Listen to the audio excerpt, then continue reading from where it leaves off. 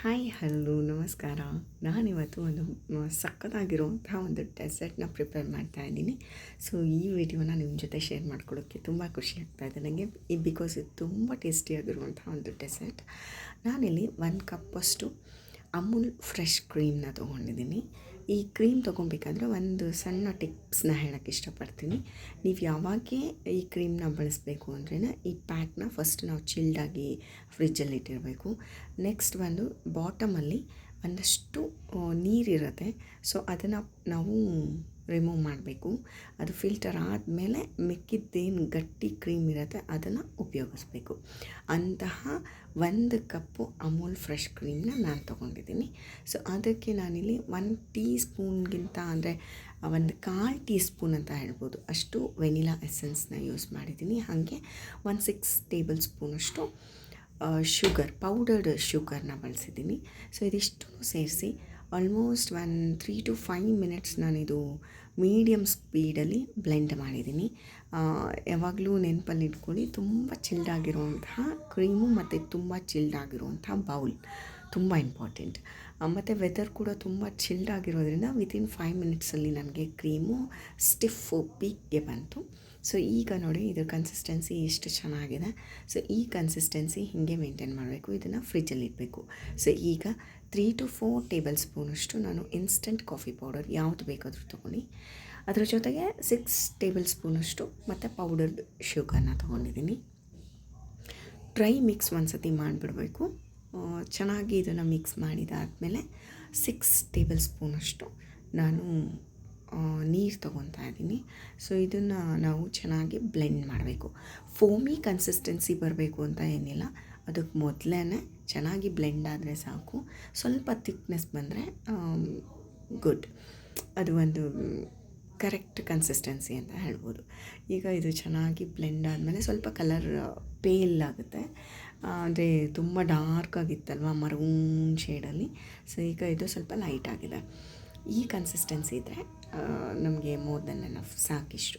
So ಈಗ ಚಿಲ್ಡಾಗಿರೋ ರೆಫ್ರಿಜರೇಟರಿಂದ ವಾಪಸ್ ತೊಗೊಂಬಂದಿಟ್ಟಿದ್ದೀನಿ.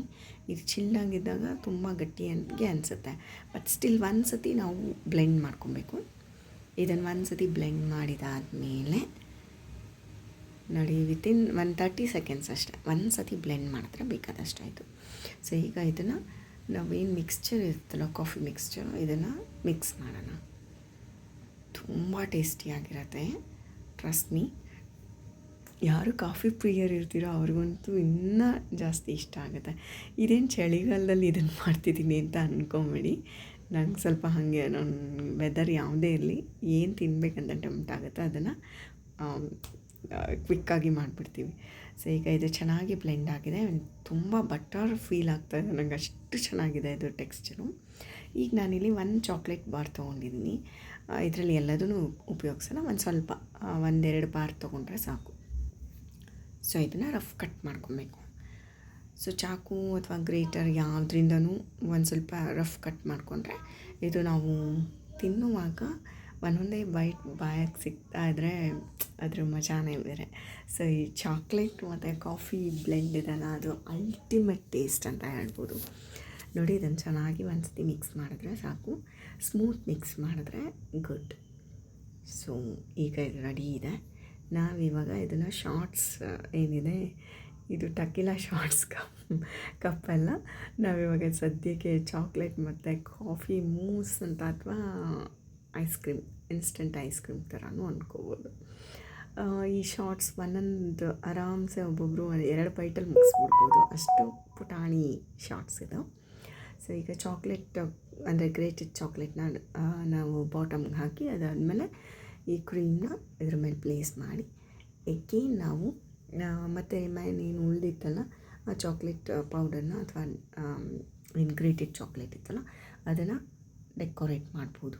ಬೇಕಂದರೆ ಒಂದೊಂದು ಚಾಕ್ಲೇಟ್ ಪೀಸ್ನೂ ಇಟ್ಕೊಬೋದು. ಇಟ್ಸ್ ಯಮ್ಮಿ, ಸಖತ್ ರಿಚ್ ಆಗಿರುವಂಥ ಒಂದು ಟೇಸ್ಟ್ ಇದು.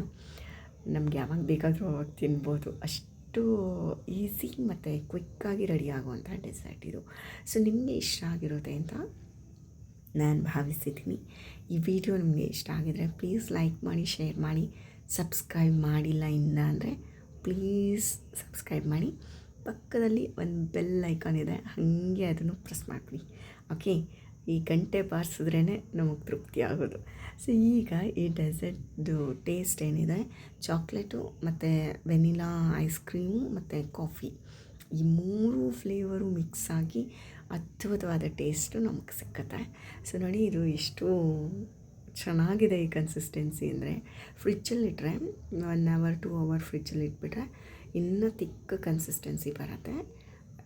ಅಂದರೆ ಸೇಮ್ ಐಸ್ ಕ್ರೀಮ್ ಟೆಕ್ಸ್ಚರ್ ಬರುತ್ತೆ. ಅದಕ್ಕೆ ಮುಂಚೆನೇ ನಾನಿಲ್ಲಿ ನಾವು ಕಾಯಕ್ಕಾಗದೆ ತಿಂತಾಯಿದ್ದೀವಿ. ಸೊ ನೀವು ಇದನ್ನು ಟೇಸ್ಟ್ ಮಾಡಿ. ಸೊ ನಿಮ್ಮೆಲ್ರಿಗೂ ಖಂಡಿತ ಇಷ್ಟ ಆಗುತ್ತೆ ಅಂತ ನಾನು ಭಾವಿಸಿದ್ದೀನಿ. ದಯವಿಟ್ಟು ಇದು ಹೇಗಿತ್ತು, ನೀವೇನಾರು ಟ್ರೈ ಮಾಡಿದ್ರೆ ಅಥವಾ ಈ ವಿಡಿಯೋ ನೋಡಿದ್ರೆ ಕಮೆಂಟ್ಸ್ ಹಾಕೋದನ್ನು ಮರಿಬೇಡಿ. Thanks for watching.